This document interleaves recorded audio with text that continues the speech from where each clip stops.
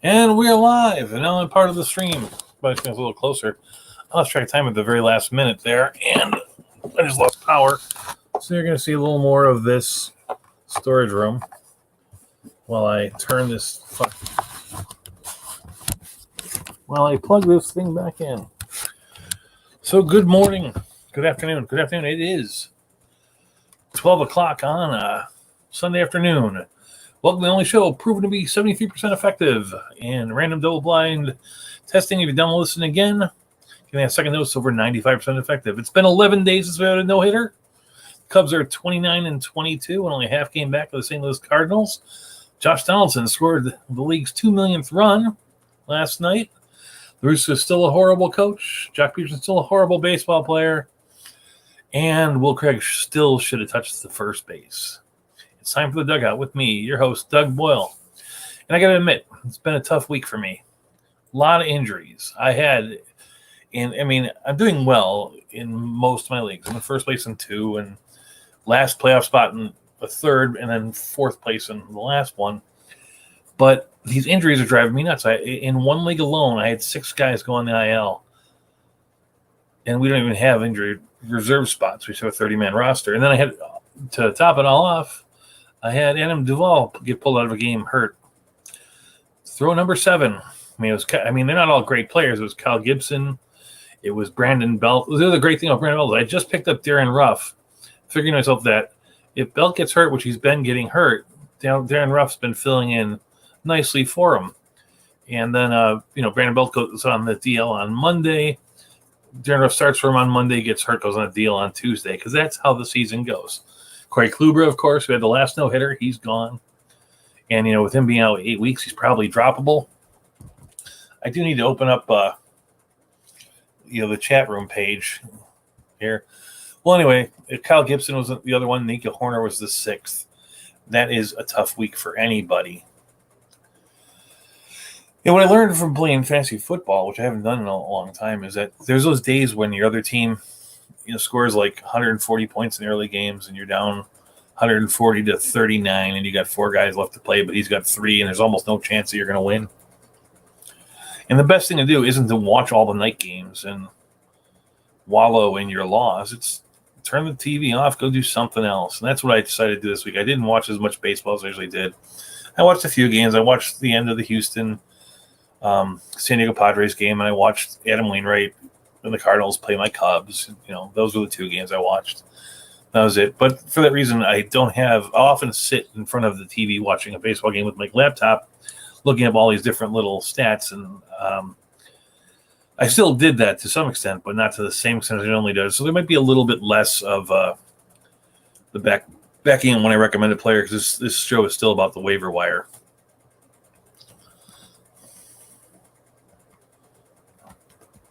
The show is still about the waiver wire, and but generally speaking, there's really only 2 reasons why I'll recommend somebody. Well, 3 reasons. 1, they're hot right now. 2, they've been good in the past, and I believe that they can rebound. Or 3, it's really just the only thing that's left, and it's better than nothing.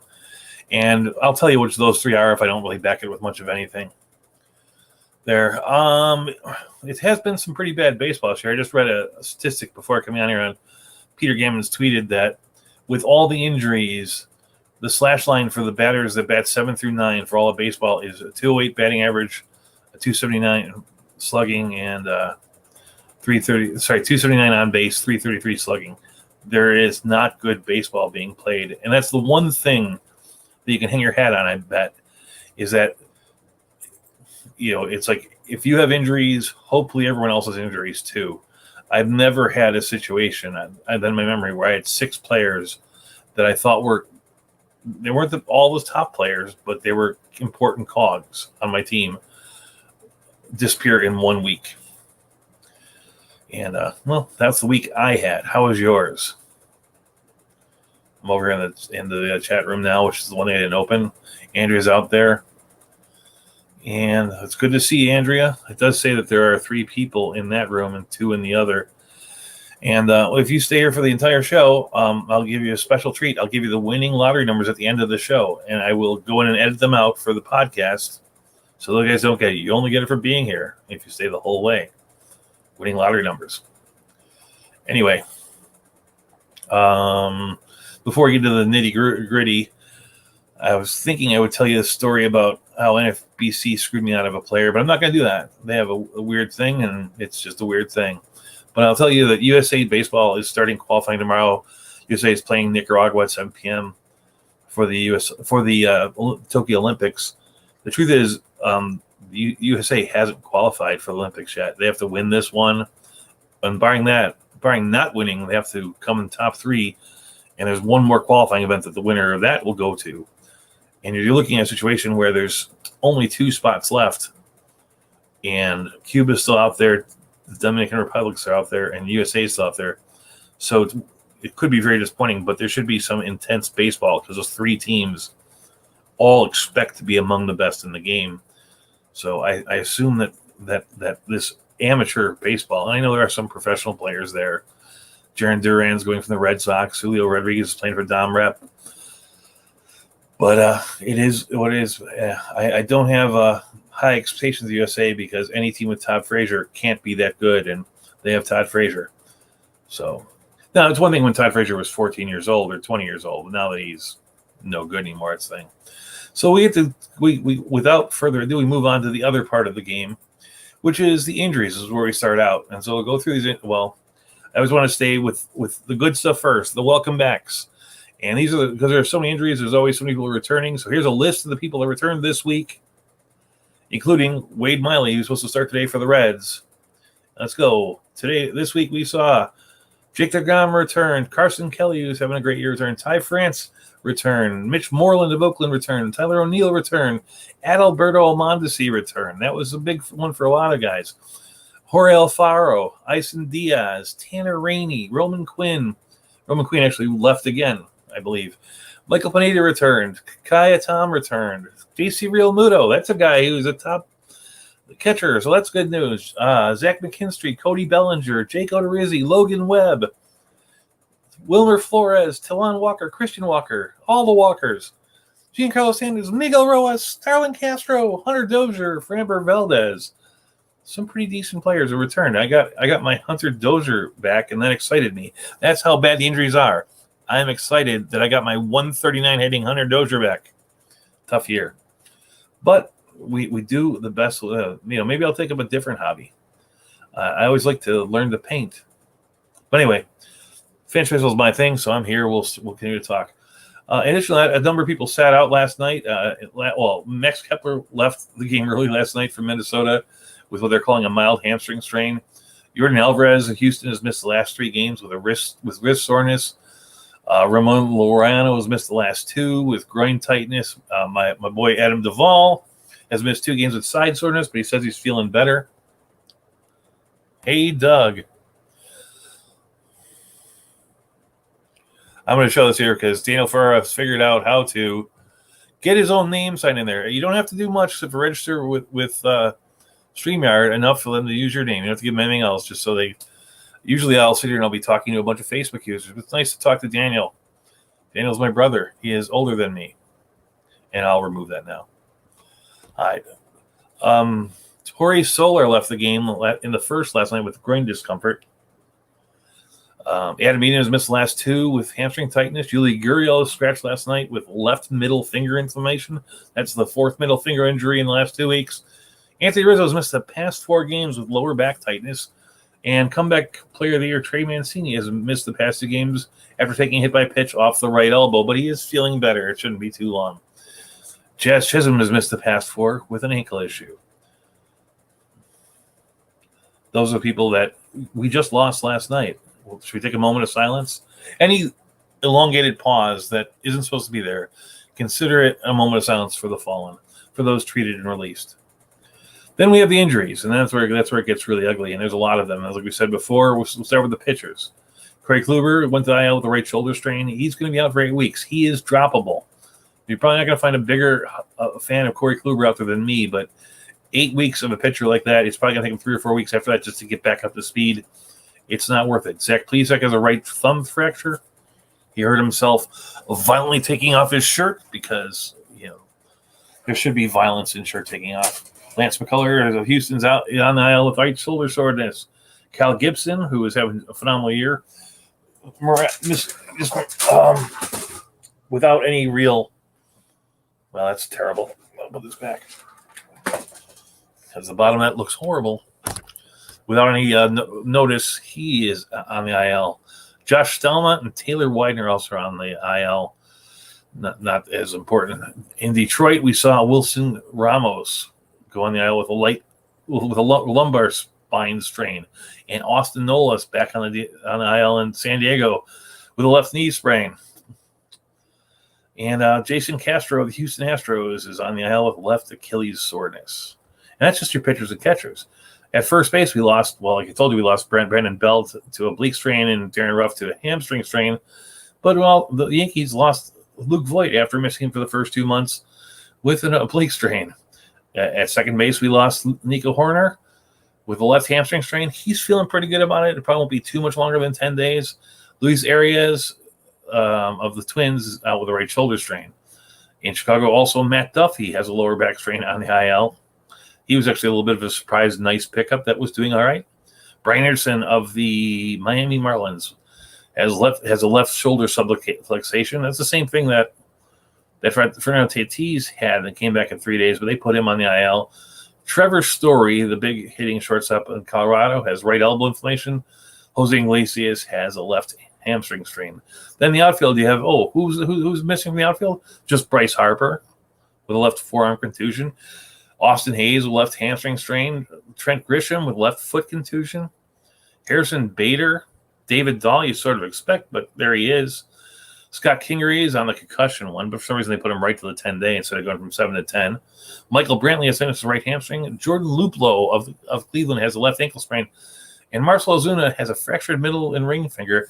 And while having the fingers broken, he still found time to choke his wife and get arrested for domestic battery. So even though the injury there was only going to be about 6 weeks, we don't know how that other thing is going to play out. There is no doubt that the Ozunas have a weird marital dynamic. If you remember back just before the pandemic hit, his wife was arrested for hitting him with an ashtray or something like that. I don't remember exactly what it was he hit her with for domestic violence too. So, hey, marriage is a tough thing and people do things differently. You probably shouldn't hit each other, but I don't judge people for whatever makes their thing work. As a person who's failed at marriage and relationships his entire life. Anyway, a couple other things. Luis Robert got moved to the 68. These guys people are going to get back anytime soon. Koya Hara, Miles Michaelis, Luke Weaver. Those are probably the ones that matter. There's also a couple other ones like Josh James and Tommy Malone, but who really cares? Which gets us, with 13 minutes in, to the first thing we're going to talk about as far as waiver wire goes, and that would be, but let me check the chat room real fast.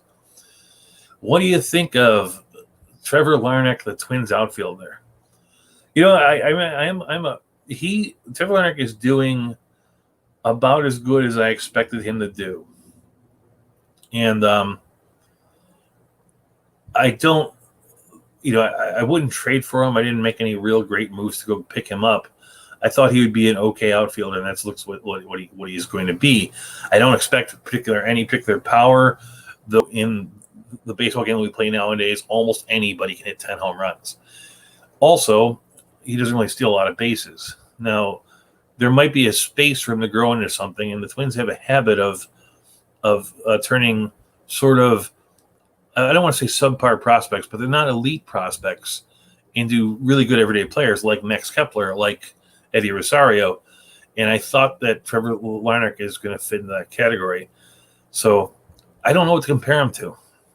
In my 15-team league, where I have 3 outfielders, where I'm out Robert, Ozuna, Duvall, Calhoun, I would love him. I'm stuck with, guys like Mike Tauchman. But, in your standard 12-team league, I don't think it's hard enough time in a 12-team league rostering Jared Klenick, who we have a belief. There's a general consensus belief is a guy that could be very, very good, yet he's not hitting that well. Larnach is hitting okay. He's hitting like 270 with 2 home runs, I think. And, but the same thing, do you roster that? There's a lot of that going around. The band is back together. We see Mitch Harston in the chat room. Welcome, Mitch. And Daniel's over there, too. Anyway, I'm going to move on to the starting pitchers. And I thought to myself, normally I start with the outfielders, but I'm thinking starting with starting pitchers because, I lost Corey Kluber. And if you've been listening to my show and listening to not just listening to it like in your ears, but listening to it like doing some of the things I recommend, you might have Corey Kluber, too. And this was not a bad week for losing a starting pitcher because there were a lot of guys that were sort of rising through the ranks coming back. Now, admittedly, a lot of these guys are going to be owned more than 50%. They might be on your IL, but I know that in one league that I was in, I was able to replace Corey Kluber with Framber Valdez, who returned this week. That was, I consider, almost a improvement. But at least I didn't think I lost anything in that league. In that league, that's one of the leagues I'm in first place. But he had Perez come up and pitch. It turns out he didn't stick. They sent him back home the next day. But he had Jake Odorizzi come back. He had the phenomenal debut of Alex Manoah, and he's going to be that's the other reason I'm starting pitchers first is because Alex Manoah is going to be the first really big fab guy of this year. And if you guys out in the chat room want to say, how much do you think Alex Manoah is going to go on for fab? I don't know if I have enough fab left to buy the guy. I think that you have to start talking about it at 350 out of 1,000. And really, it's going to be a lot more than that. It wouldn't shock me if it was 50 out of 100, because I know everybody is always hyped about the prospects, and he's the first prospect to come up and actually nail it in his first game. And the difference, what I see it is that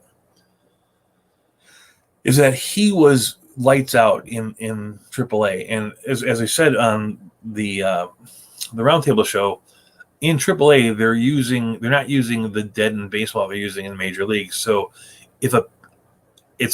I'm thinking you take with a grain of salt some of the explosive numbers the hitters have, but if a pitcher is able to navigate that, I'm going to give him the credence. If I had $350 to spare in my fab, I'd bid it on Manoah.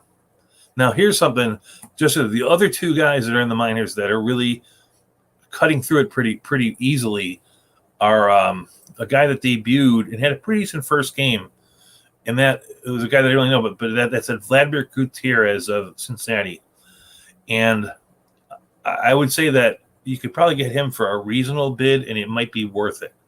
The other thing to say is that if you don't get Alex Manoah in the near future, the next 3 or 4 weeks, the other pitcher that you should jump on is going to come up, and that's Kansas City's Jackson Kowar, who is cutting through AAA like a knife through butter. Did I write down his stuff?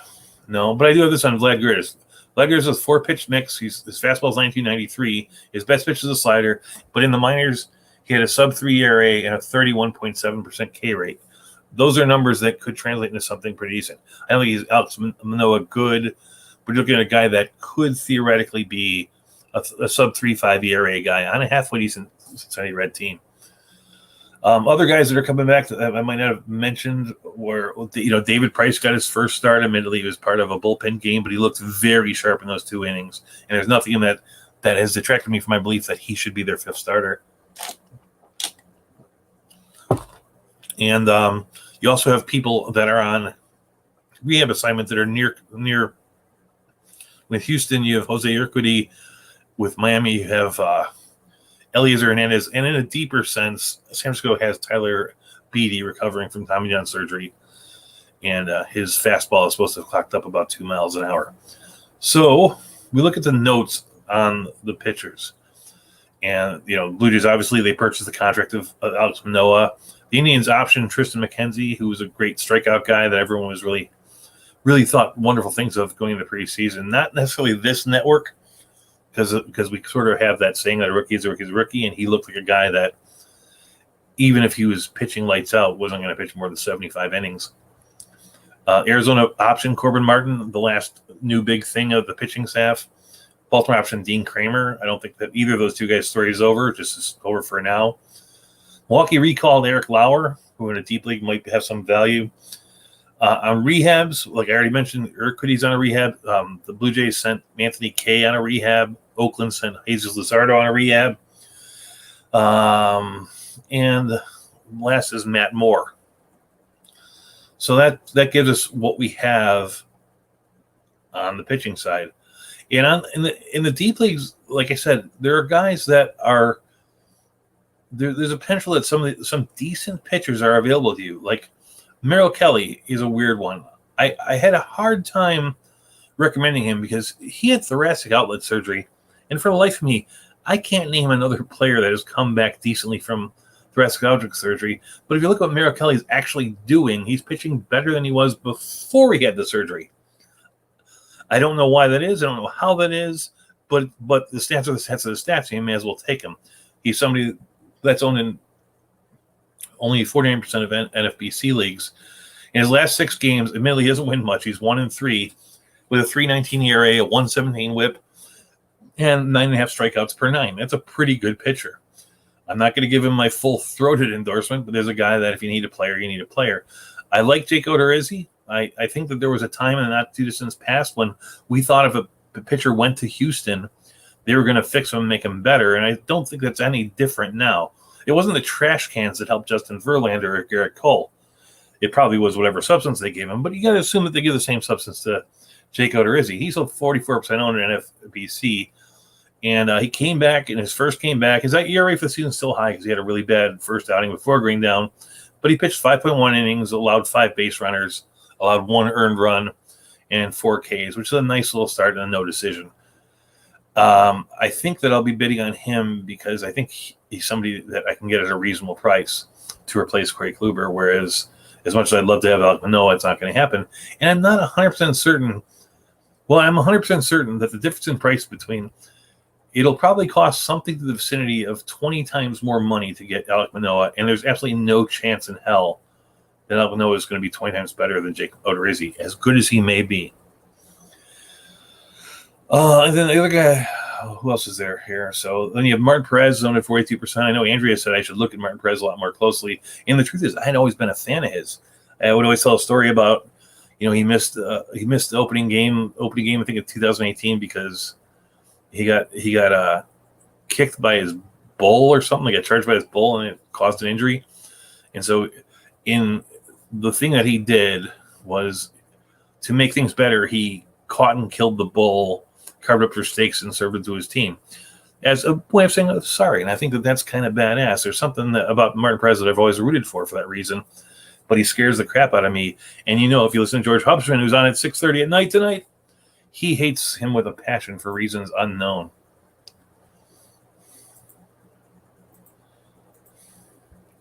I'm just checking the thing real quick. I'm going to check in between this stuff, which makes a lot more sense for the podcast listeners. Hi, podcast listeners. Chris Bubich, we talked about in the past. He's 39% owned. Cody Poteet. I didn't know anything about this guy going in, but I listened to the guy that does Prospect 361, Rich Wilson. He had some very nice things to say. It's a good pitch mix. It's all thing. The only real, I would give him a full-throated endorsement, except for the fact that I think he's the odd man out when Hernandez returns. Vince Velasquez is on the list, so he's not a guy that I'm a big fan of. David Price, I still am a big fan of. Alec Manoah is owned in 2% of leagues, and Vlad Gutierrez is owned in 0% of leagues. I think that those guys are all worth bidding. I think Odorizzi, Perez, Bubich, Kelly, Manoah, and Gutierrez are all worth bidding on at different levels. And it looks like I need to get a pitcher. I'm going to go after one of them. My biggest source would probably be for Odorizzi, though settling for Martin Perez is not the end of the world by any stretch of imagination. In the Yahoo leagues, there's a much better group of pitchers that are available. You have guys like David Price at 31, Elias Hernandez at 38, Wade Miley's come back today at 37, in spite of having a very good record and a no-hitter under his belt. But you have Casey Mize at 50%, and it looked like in the preseason that he had figured out some things and gotten a little bit better. And then throughout the course of the season, if you look at the last couple of weeks he's pitched, he's looked a little bit better. I didn't tell you the Martin Perez numbers. Since April 9th, he's pitched 5 innings in every game. He's 3-1 with almost a strikeout per inning, a 159 ERA, and a 108 WHIP, and that's while playing in the Red Sox. And the big thing in that for Martin Perez is that he's got 3 wins. the Red Sox are winning games, and they're winning games for him, and wins are hard to come by. I know you can't really predict them, but so far he's put himself in position to win games, and I'm gonna give him some credit for that. But back to the other thing. So you have Casey Mize and Spencer Turnbull on the Tigers. No one likes the Tigers, but they're both pitching very well. In the past, on a past show or two, I said that I was worried about Shane McClanahan on Tampa Bay because I didn't think he was going to pitch enough innings. He's pitched 5 innings in his last 2 starts. That is enough to get a win and to be serviceable. And his stuff is as good as Manoah's. And if he's available in 42% of the leagues, that might be a better path to go because he's actually on. Well, it's hard to say he's on a better team, but he's on a decent team too. So, and the other guy is Luis Garcia, who is every week just shown he's the Cody Poteet of the West, just shown that he's good enough to do it. The difference between him and Poteet is that he's a little better on the strikeout side, and those are guys that I would look at in the shallow thing. The biggest recommendations go to Mize, McClanahan, and Turnbull because it looks like there's something different in the shallow leagues. It's or to Rizzy. Let's see what's going on in the chat room. Daniel said he picked up Manoah. I got Manoah. I'm not sure about Pavin Smith. He's hitting well and should get in the lineup, even though both outfielders come back. So he moved. They moved him to catcher. Pavin Smith. No. Yeah, the Pavin Smith is now their right fielder. You know, he's moving away from first base because Walker's a better first baseman than that. That is the worry about Pavin Smith. It's like what he's done for you so far has been good enough. But with Marte back, with Walker back, and honestly, we're only 3 or 4 weeks away from the possibility of Calhoun coming back. His days are numbered at some level. Take what you can get for as long as you can get it, but realize that those are there. It's going to be it's a story we're going to say about a lot of players. Like if this guy could play the rest of the year, he would be he'd be a real contributor. But a lot of those guys aren't going to play for the rest of the year. Some of them because of injuries, but some of them just because there's people in front of them. And so I'm not sure about that.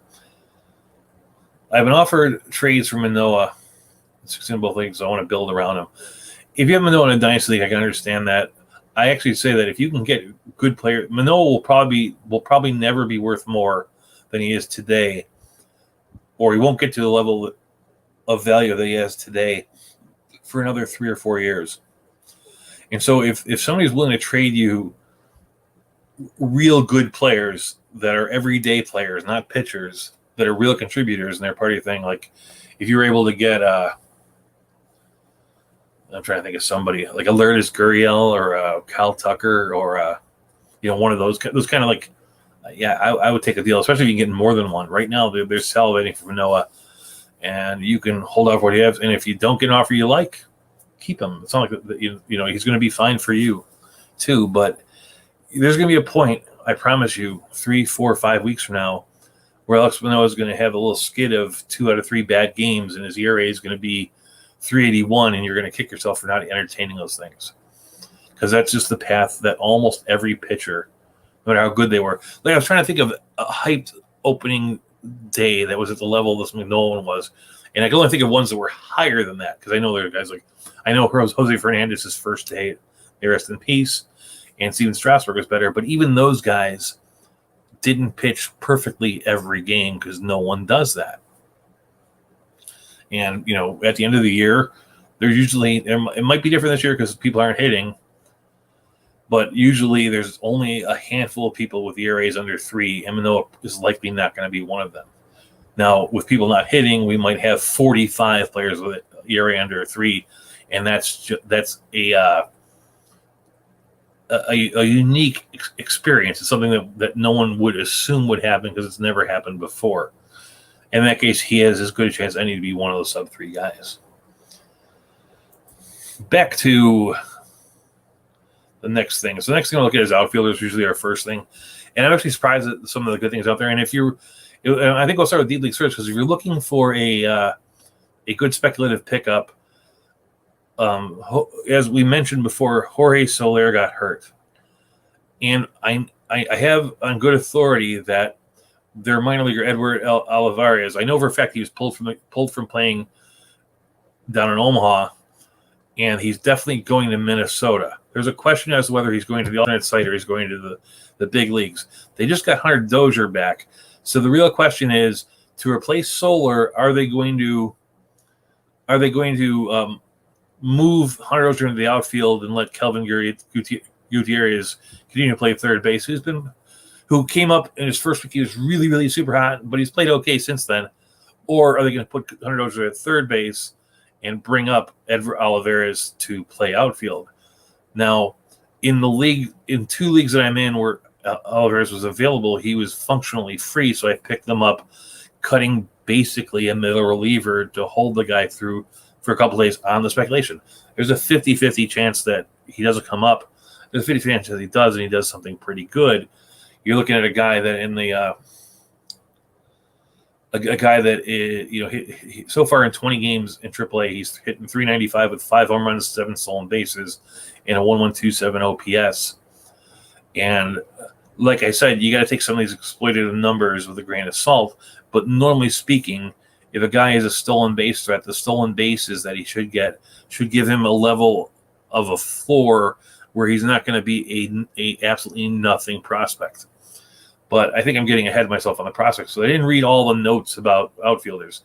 Miami they got Starling Marte back. The Mets acquired Billy McKinney, who's a prospect that's been around for a little bit, and I've always hoped for better things from him. The Indians recalled Bradley Simmer.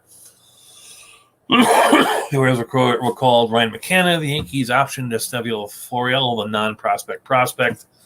The Red Sox finally optioned Franchi Cordero because Hunter Renfroe sort of put his foot on that position, which, considering that Jordan Duran is going through the Olympics, means that we're probably going to see Hunter Renfroe as the right fielder for a little bit. So Jordan Duran is definitely somebody I have my eye on for when he does come up. The Tigers recalled Brewers option Tyrone Taylor, who was a guy that came up and did some nice things out of nowhere. Tigers recalled Victor Reyes after optioning Jacoby Jones. A.J. Pollock of the Dodgers is rehabbing in Rancho Cucamonga, so that'll be added to the mix there in Dodger land. Lewis Brinson is to rehab with the Jumbo Shrimp, but that is sort of moot now that Starling Marte is back. The whole concept of the Brinson versus Magnier Sierra, who should play center field, doesn't make any sense because neither of them are hitting very well, and Marte is back. Kristen Pache is off to Gwinnett for rehab, and those are the injury stuff. Interesting stuff happening elsewhere around the thing. Justin Upton is batting leadoff for the LA Angels. That's weird, but you throw that into the fact that there'll be more at-bats, more chance of home runs. That's a good thing for him. Chas McCormick has been starting in place of Michael Brantley when he's been out. He's not somebody that I'm really crazy about. Avisail Garcia looks to have completely displaced Jackie Bradley Jr. in their outfield. So if in the ideal outfielder, not that it's not going to happen every game, the ideal outfield in Milwaukee is going to be Kane Yelich and Avisail Garcia. Cody Bellinger's return.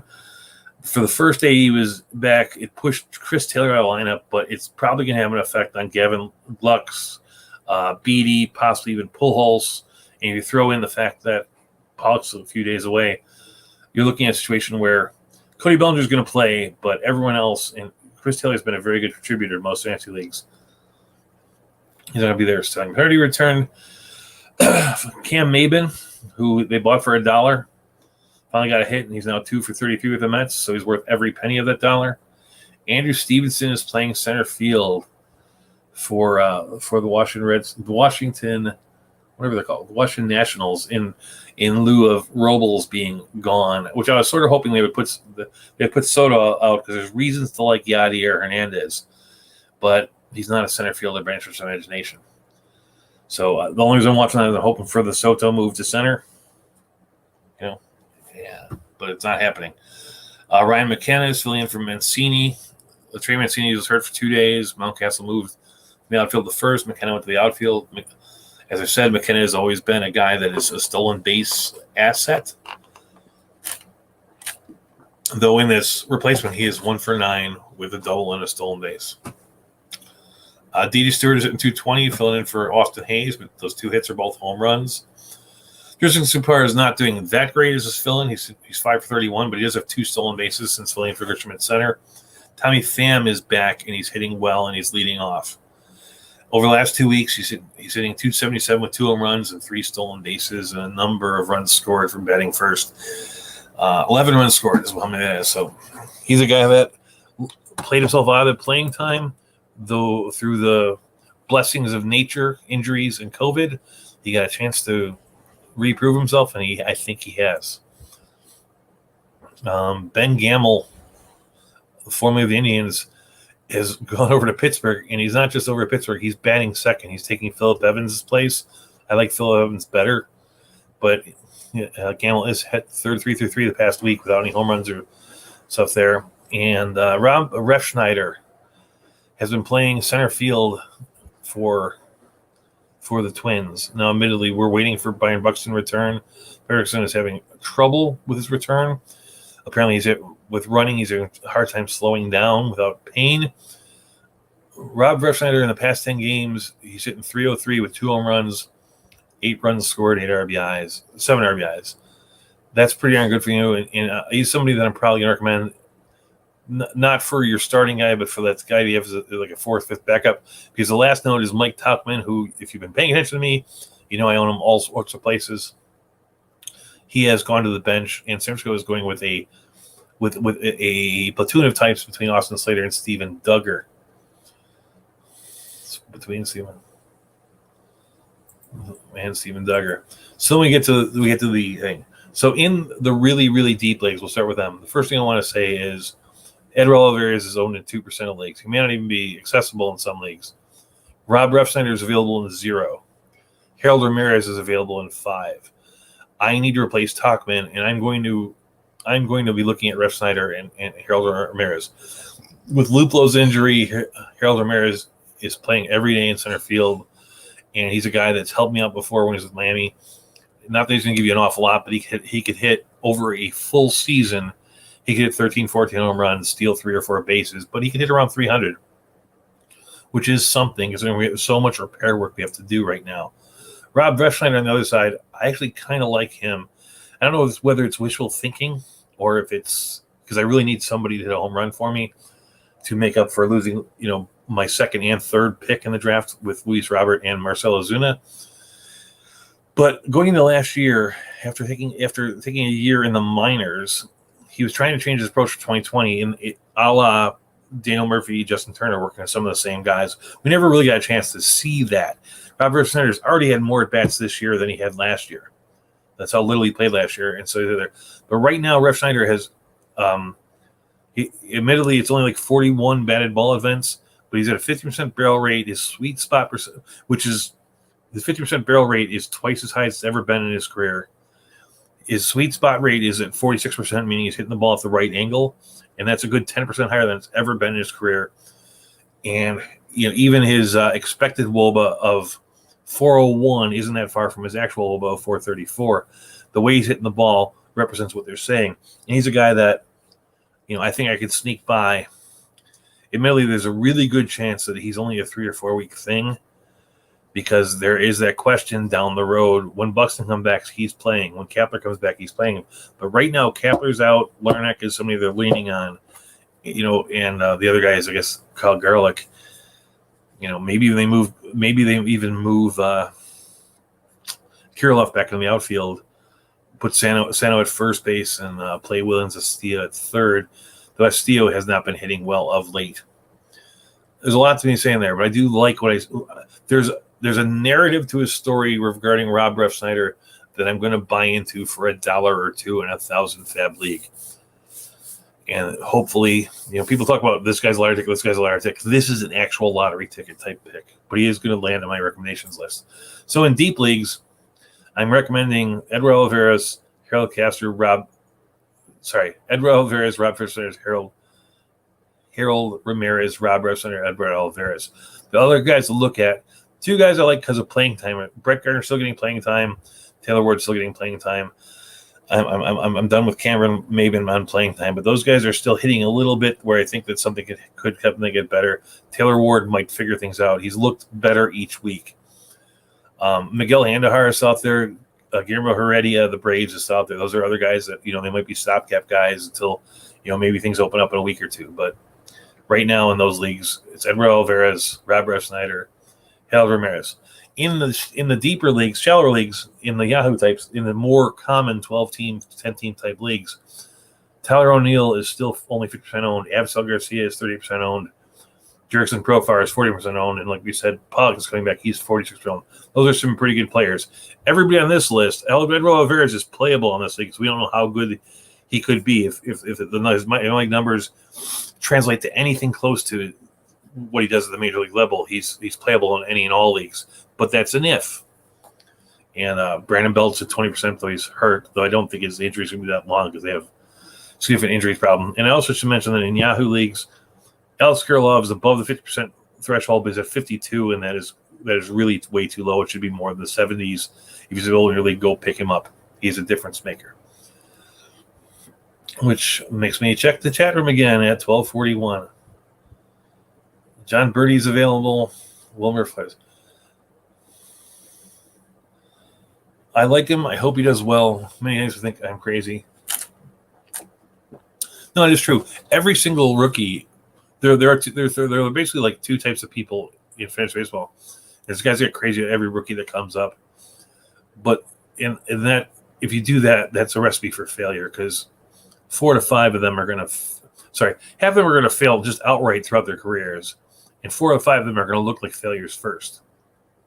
Much as I like Kirilloff now, you got to remember that through his first 36 at bats, he had like 3 or 4 hits. But we can look at something and go, he was barreling balls. He was hitting the ball hard. He's just having a little bit of bad luck.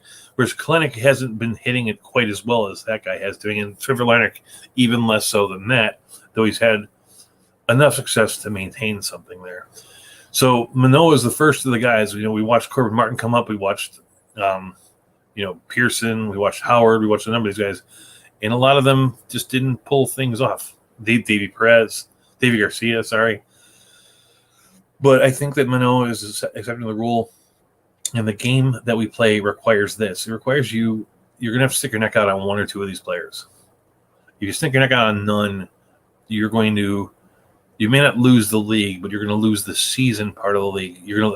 Other teams are going to improve during the course of the season more than you've improved if you don't go on any of these guys. I'm saying that there's reason that Manoah might be the biggest reason to spend money on Fab this entire season, which is partially saying he's good, but it's also partially saying there's not a lot coming online. We have Jackson Keller coming online. We do have, I guess, Wander Franco, but I kind of take him out of thing because he's owned in like every league I'm playing. We do have those guys, but he's the guy out of nowhere that is widely available that's going to be on waivers that everyone can get. And there might not be a better chance. There'll be a couple, but there might not be a better one. And we'll move on to the middle infield. Not a lot happened in the middle infield. There's less notes on the middle infield, but Red Sox finally optioned Michael Chavis in his strikeouts, meaning that in the battle of Chavis versus Dalbec has won that for the time being. The Angels selected the contract of Kean Wong and started him, batted him 6th in his first game. Washington signed Corbin Joseph to a minor league deal. Corbin Joseph was one of those guys that had a really good 2019, or was it 2018 in the minors, based on the inflated ball. The A's never really gave him a chance. They barely gave Seth Brown a chance. It was partially because there were people in front of him that looked almost identical.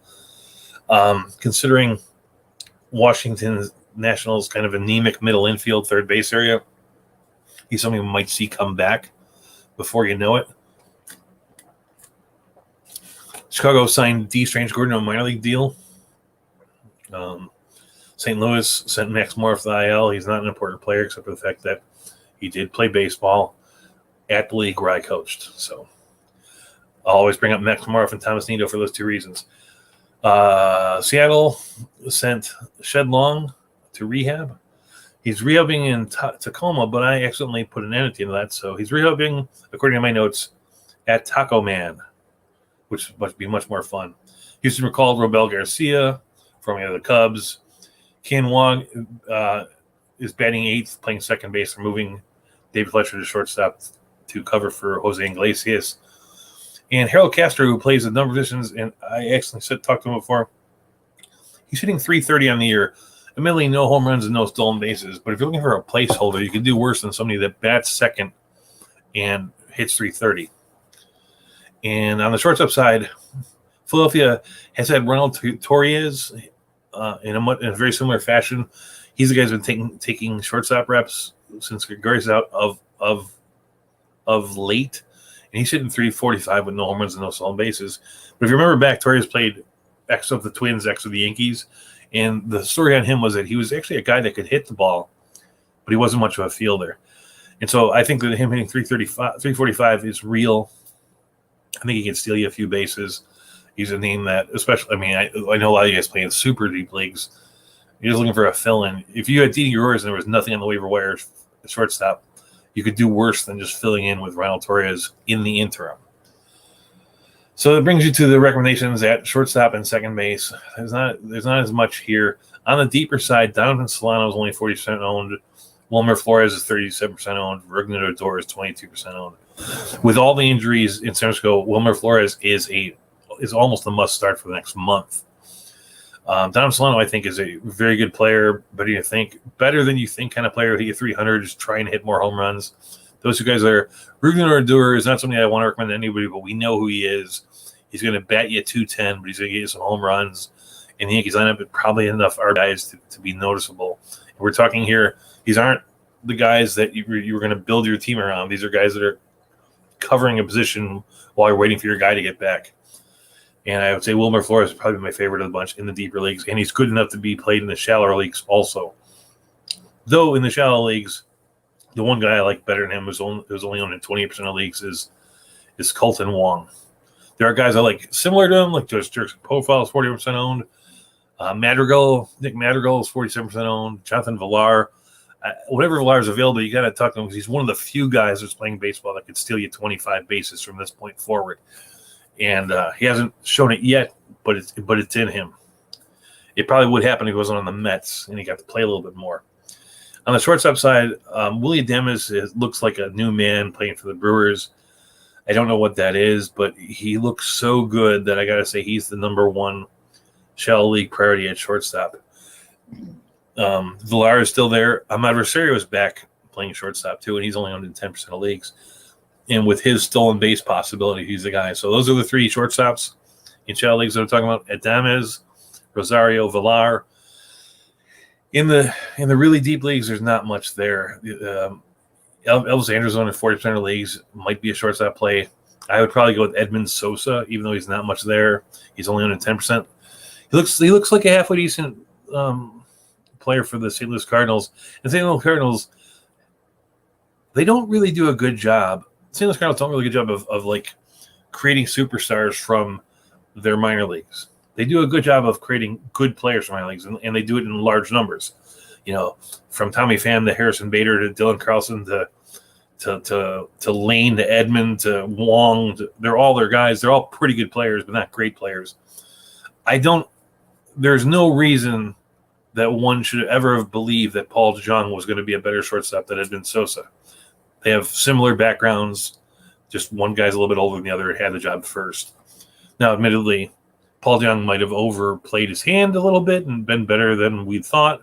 And Sosa might not be, but Sosa is hitting .313 in his stead with some extra base power. That's all I see in the middle infield, and we're at 12:49. Was it?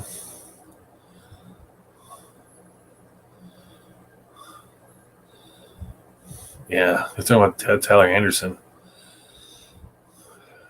Yeah, well, any league that you're thinking about Martin Perez, you got to think about Tyler Anderson. I did say that Martin Perez is the guy to think about. And the truth is, I haven't talked about Tyler Anderson because he's actually owned in over 50% of leagues, 50% of each side of men. He's owned in almost 90% of leagues in NFBC, and he's owned in, I think it's like 56 in Yahoo, high 50s. I can tell you that much.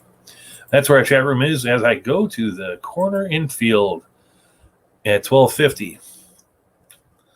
The Marlins recalled Lewin Diaz, though I always get him and Isan Diaz, and then they sent Lewin Diaz down. They still have Isan Diaz.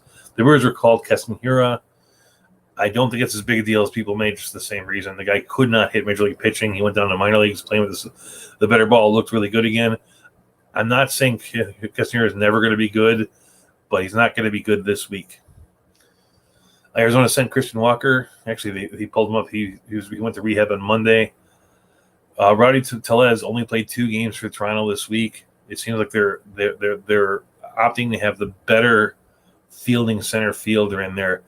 If you go through the thing, they're playing at least Graychuk at center field, if not Jonathan Davis, who's sort of their center field fielding specialist in Toronto. With his return, Dan Vogelbach has become sort of meaningless. With Christian Walker's return, Pavin Smith moves the outfield. The guy losing out there is Josh Reddick. And at first base, Ty France has now played his 9th game at first base. He probably will get first base eligibility for too long. I believe also Chris Bryant has played 8 games at first base, so we might get 2 new first basemen before the week is out. It depends on when Anthony Rizzo returns from his lower back issue. Kansas City, they got Hunter Dozier back. He's been playing. The Braves have recalled Yohan Camargo, who at a point before, I don't think it was this year or last year, people were hyping him as a possible good third baseman. I never really saw it, but should be mentioned. Evan Longoria is super hot. He's I think he's number 3 over last week. Player rating, he's 8 for 18 with 9 RBIs, a 1,500 OPS over the last 7 days. Manny Machado returned Friday for sitting on 7 games with a shoulder issue. That's good that he's back. Philadelphia has figured out a way to get Brad Miller into the lineup for an entire week. He has played 5 different positions. He's played left field, right field, first base, second base, and third base. Reds, Eugenio Suarez has been leading off, which is weird for your biggest power hitter, and it does seem like the Kyle Ferris era at shortstop is over. They did move him last night over to shortstop. It'd be interesting to see where Eugenio Suarez is playing today to see whether they're moving back to the Eugenio at shortstop concept. And I did tell you about Hunter Dozier is displacing Kelvin Gutierrez, but there is a question as how they're going to deal with the solar injury. The solar injury is going to be dealt with Hunter Dozier covering the outfield, or them calling Bedwin and Olivares. I think that one of the players in this grouping, so in the shallow leagues, like everybody in this thing has a problem with him. They're all imperfect players, and even more so in NFBC. Though, like I said, Wilmer Flores is available in 39% of leagues. He's a guy that for the next month is probably a must start.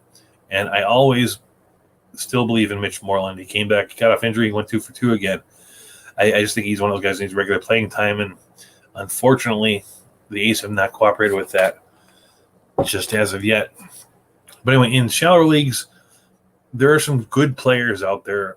Probably the best from a pedigree standpoint is Ryan Mountcastle, who's only 38% of leagues. But he's not something that I'm going to give my full-throated support to either. Garrett Cooper, I would if he played all the time.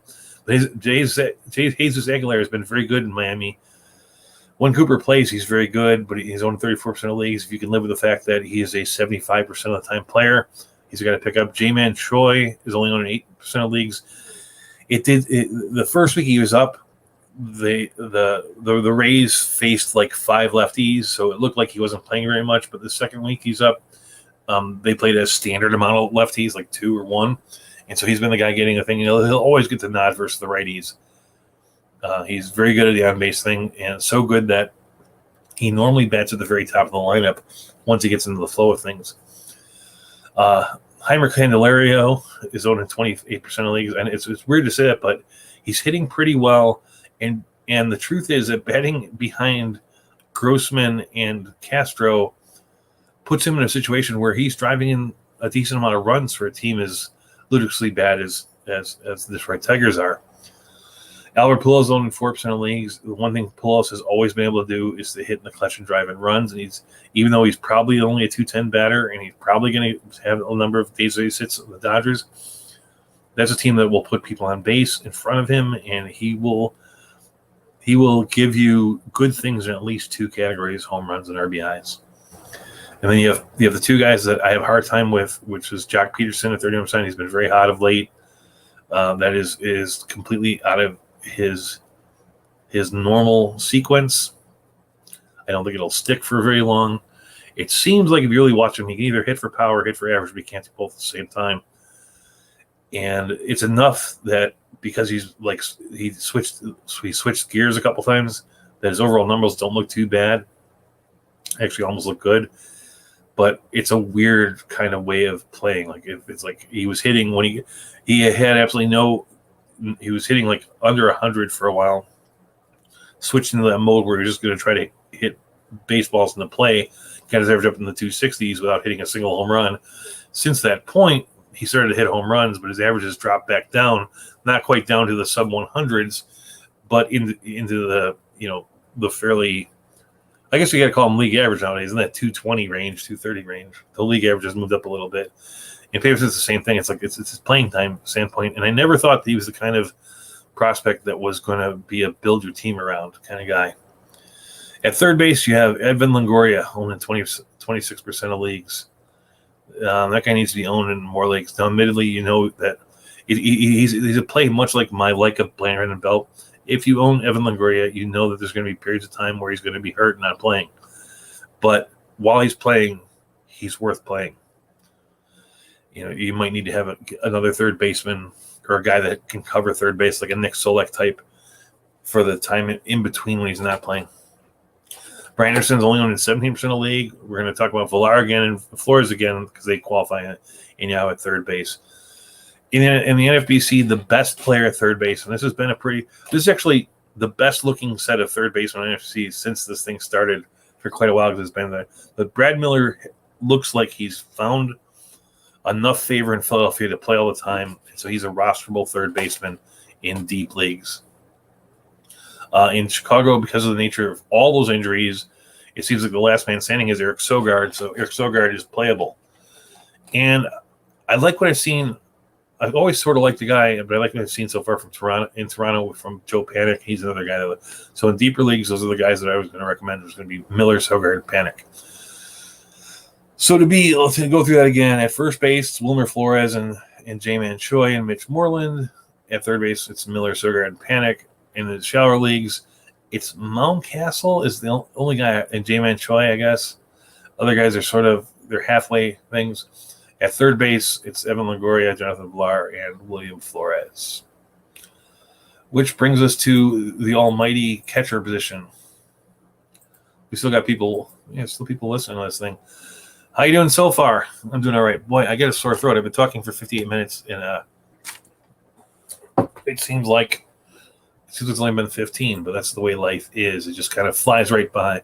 But so far, so good. Well, we're going to take a really quick pit stop over at the catcher position because catcher's not that important, but it should be important to note that some things happen. Grayson Grainer's on rehab, so things are going to change in Detroit. Max Stassi's on rehab, which is going to cut into what's going on in Los Angeles on the American League side. Arizona has optioned Dalton Varsho this week. A lot of people are high on him.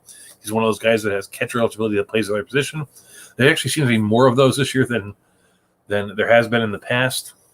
But James McCann has been hot and playing. In his last 7 days, he's hitting .333 with 2 home runs.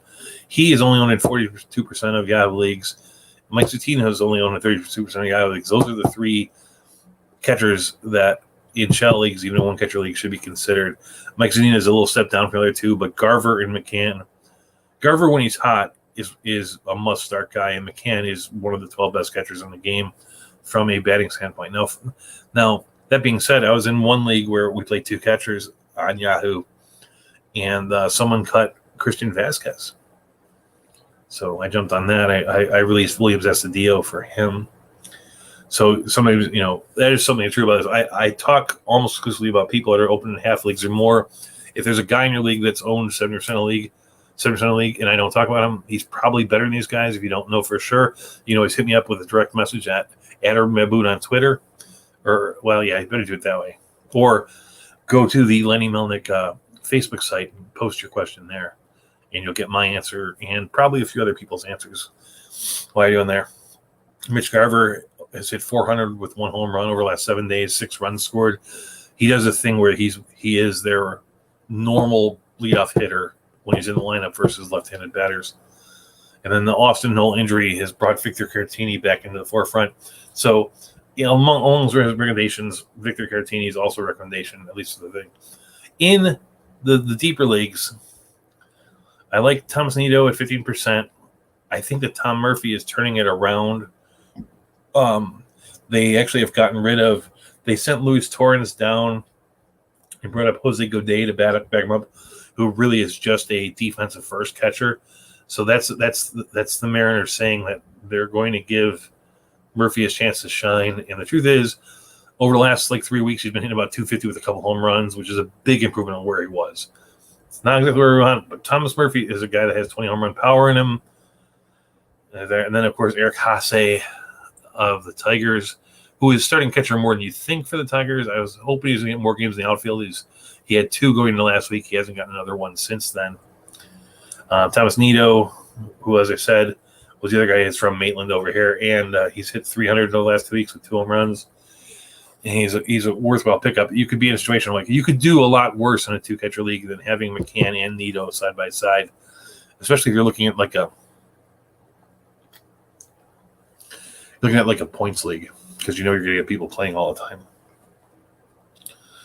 So that's my short-lived talking about catcher, because catcher, for the most part, is the most important. I spend way too much time talking on this podcast about catchers, and I spend way too much time tinkering with catchers on my team. So every week I switch one guy out for another, and I'm going to do it again this week. Anyway, that's in a 15-team 2-catcher league where I picked 2 catchers at the very end who weren't very good, and I've been flopping around between the Zuninos and the Tucker Barnards of the world to get halfway decent playing up. Which brings us to our relief pitchers, which is the last category of the bunch, and it's 102. So this is really working out well as far as time goes. Real quick, the notes. St. Louis sent Andrew Miller to rehab on Tuesday. Seattle's relief pitchers Anthony Miskowitz and Robert Duggar have been activated from the COVID IL list, which it seems like Kendall Graveman is the only guy on the COVID list right now, which is kind of a strange thing. The New York Yankees have sent Zach Britton to rehab in Somerset. And AJ Puck of the Oakland A's, who had very high hopes for his relief pitcher, has been optioned to Las Vegas by the A's. That's the notes on that. Then we go through what happened, the closer report. What happened this week on the closer side?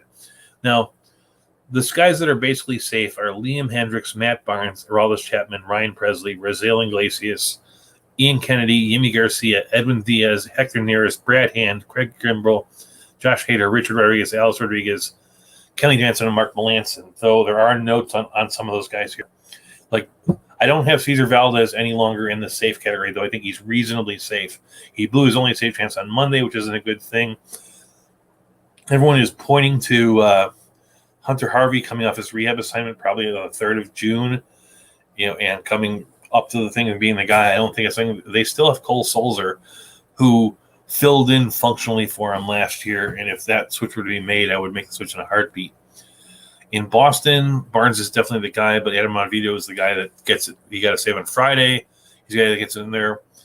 Aroldis Chapman returned from illness on Friday, so all those little saves that the Yankees have gotten over the last week or so are done.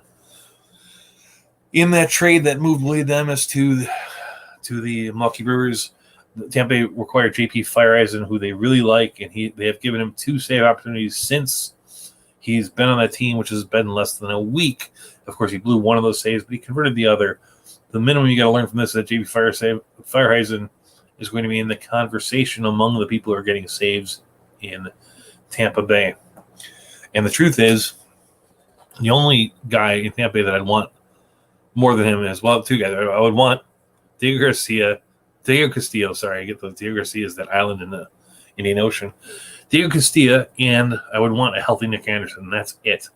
The other guys are all good. The Peter, that's not Peter Schilling, but there's Peter Fairbanks, and there's somebody named Schilling or something. Oh, they have a lot of guys that are getting chances over there. But Fireson is probably the number 2 guy right now. In Toronto, Rafael Doles didn't pitch all week. They gave the only save opportunity to Jordan Romano, who got the save. I think Doles imploded in such grand fashion coming back off the injured reserve. There's only 2 ways to interpret this. The first way to interpret it is Doles is done as the closer. The second is they may have rushed him off the IL a little too quick, and they're giving him a little bit more space. So if you're a Dilly's owner, I would say it's too early to pitch him, but be ready to in the next week or two when it becomes more apparent that Romano's the guy and Dilly's isn't, or be happy if Dilly's turns out to be the guy, or if they're in some kind of timeshare. In Cleveland, Class A got the save on Monday. Kranchuk got it on Tuesday. It's almost the very definition of a committee. Gregory Soto got one save this week in Detroit, though I still like Michael Firmo more, and he's the better player. But they're in some sort of share. People ask me, it's like you almost have to recommend any relief pitcher is going to get a decent amount. Sorry, not even a decent amount, a noticeable amount of shares, a noticeable amount of saves as the guy you're recommending as the closer, because it doesn't matter how good Devin Williams pitches for the Brewers or Andrew Chafin pitches for the Cubs. The one thing that we're really tracking from these guys is saves, and if they don't get saves, they don't get saves. I did say that the two places I really wouldn't want relief pitchers from in the past were the Rockies and the Diamondbacks. Detroit is very close to that. If they only had one closer, he would be Cesar Valdez good. But the fact they're having two makes these guys way at the bottom of the rung. In Kansas City, Kyle Zimmer came off the injured list, and he got a save. And Josh Stelmont, who a lot of people thought was going to be the closer, he's now on the IL. In Minnesota, Taylor Rogers got the saves on Tuesday and Saturdays. Robles got the save on Wednesday. Interestingly enough, Robles came in before Rogers on the two games that he played, but Rogers did not for Robles. So I think it has something to do with the lefty-righty situation, but that's definitely not one guy's spot. In Houston, Ryan Pressly was unavailable early in the week with neck stiffness, so Brian Abreu got a cut a save. If you notice that happening, the thing to take away from that is that Pressly is dealing with a neck problem that might recur. Interesting enough, Pressly did get the save opportunity on Friday because Abreu was hurt, and Pressly did blow that save. In Oakland, Trevino and Diekman are splitting saves 50-50 with one each so far this week. Seattle, with Kendall Graveman out with COVID, had 4 opportunities for saves. So they gave 2 to Montero, who converted 2 and blew none, which is probably the first time he's done that all year. And they gave 1 save to Eric Swanson, 1 save to Keenan Middleton, who I really thought his name was Kenyon Middleton. I think that they've been misspelling it in baseball for quite a while. That happens sometimes. Somebody makes a mistake and they just kind of go with it. I read that about the actress Tandy Newton, that her actual first name has a W between the I and E at the end. It's Tandiwe, and she's just switching back to it. It's like, hey, you guys made a mistake. I want my real name. Anyway, maybe that's what happened with Kenyon Middleton. Boy, I heard him not calling him Kenyon Middleton. His name is Keenan Middleton, Keynan. In Chicago, Kimbrel got a day of rest, and the Ryan Tepera came in to save. I bring this up because Ryan Tepera, in a game that I watched last week, he did one of those things that it's been a long time since anyone do. He came into a game with a bases loaded, no-out situation, and he got out of the jam. I think he deserved that one Cy Young vote that he got, even if it was a mistake. He's actually a better. The Cubs bullpen looks really good of late, and Chafin and Tepera are the big reasons for that. And Kimbrel's being almost untouchable as a closer. Texas has had no save ops this week, which puts a little damper on Lovey and Kennedy, who seems to be a guy. But it seems like there's a little bit of buzz for DeMarcus Evans. In the minors, he's been above 40% on K rate for the past 3 years. And he pitched 1 clean outing so far this year, 2 innings pitched, and 4 strikeouts. It would seem an eventuality that he and Kenny will be traded because it's a bad team and he's actually a pretty decent closer, unlike Cesar Valdez, who's on a bad team and he's an average closer. Somebody's going to want Ian Kennedy, and that happens. Marcus Evans is going to be the guy. It's probably too early to make that move, but we got to realize that trade deadline is the last day of June, so it's not that far away. Somewhere in there, we make the move, and you pick up DeMarcus Evans. In Miami, Dylan Floro had been hyping all year, got his first career save on Monday on a 1-out save when Yimi Garcia was not available. Garcia came back on Thursday, the next day of opportunity, and he got the conversion there.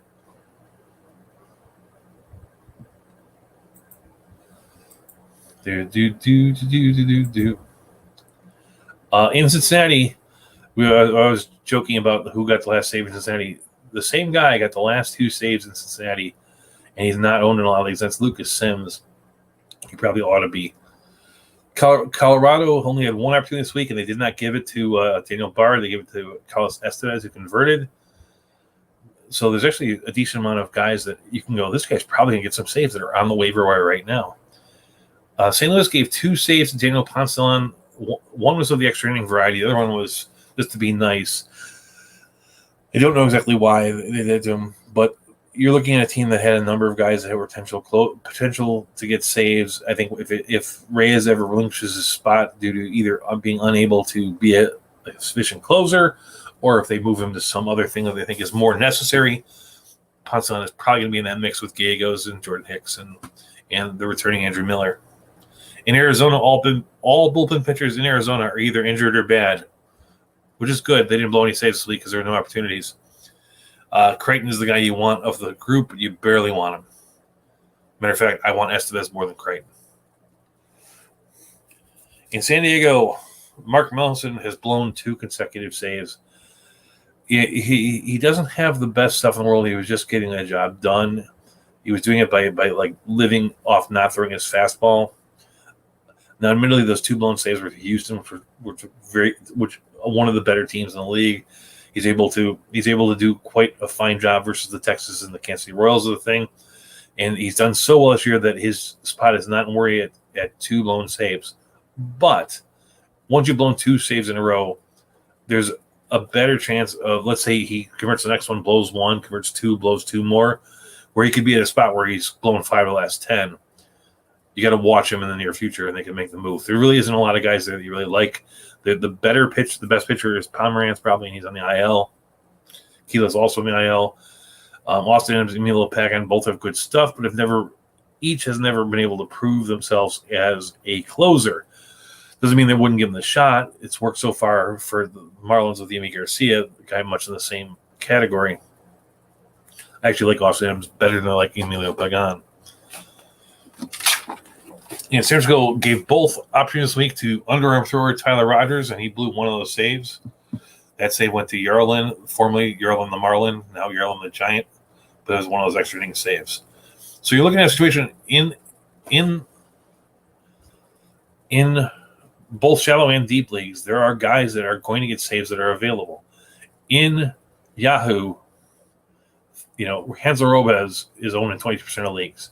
Lucas Sims in 15, Michael Fulmer in 43, Carlos Estevez in 1, Jake Diekman in 47, JP Firestone in 12. If you need saves, this is an opportunity to get those. The one I like Michael Fulmer in partially because he has starting pitcher eligibility, which makes it a situation where you can actually start one more relief pitcher, if all your spots are full.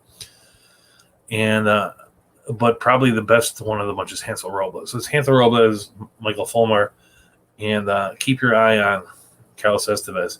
In the NFBC leagues, same thing goes true there. Dylan Floro, I don't think he's going to get much more. He hasn't pitching that well. He's owned in 0% of leagues. Carlos Estevez is 0% of leagues. Kyle Zimmer is definitely in the mix in Kansas City. He's in 0% of leagues. Firestone's only owned at 15%. Daniel Ponce owned in 10%. And Carlos Estevez is 0%.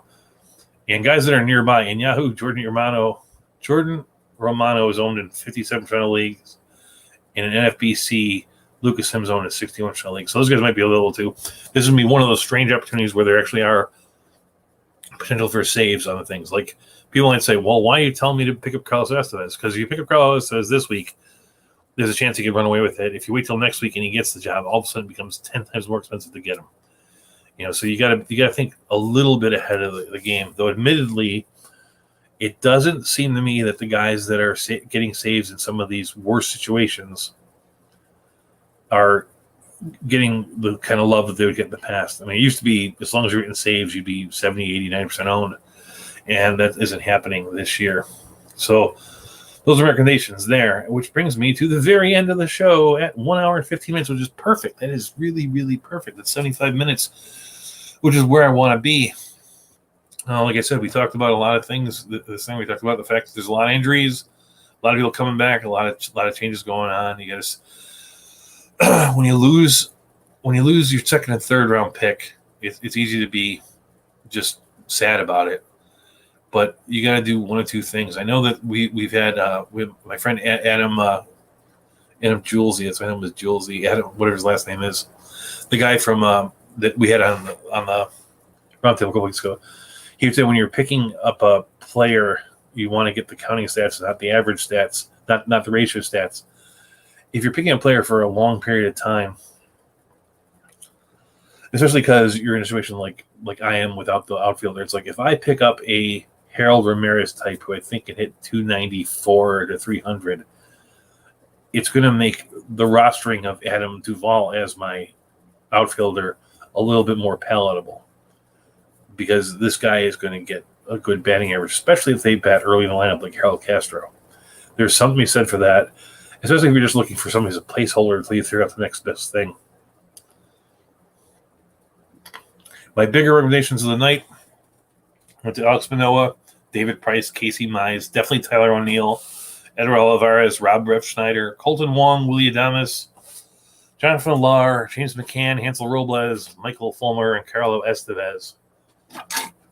You come back here tonight at 6:30, I'll get to hear George Hudson talk with his imbecile show, and he'll tell you how everything I said nice about Martin Perez. He'll tell you that it's wrong, but he's wrong in that. The Lenny Lemon comes back at 9 o'clock in the morning on Monday through Friday for the flagship show of the station. 8 o'clock tomorrow night, we should have the roundtable in its fifth expedition. That's always been fun. It's been a good discussion. And that's it. Right now, the batting leaders of each league are in the National League, it's Nick Castellanos. In the American League, it's Vlad Guerrero. The area leaders are Jack DeGrom and Lance Lynn. Don't let everyone tell you that these stats aren't important. Let me check out this here. Looks like they're having a little conversation. I put a dollar bid in my. Do you think Coar comes up soon? Andrea says, Caratini got a spot back. He's the best catcher of what's available. That is true. He's a pretty good catcher. He's not as good as Mitch Garver or James McCann, but he's the next tier over, and I think I'm going to go buy him back because I've been playing him all year long.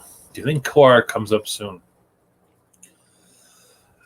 I don't think he's going to come up this week, but we're in that. Right now, May 31st is that part where fantasy baseball players. This is the point where you start reevaluating your team. The truth is, that baseball teams start doing it around the same time too.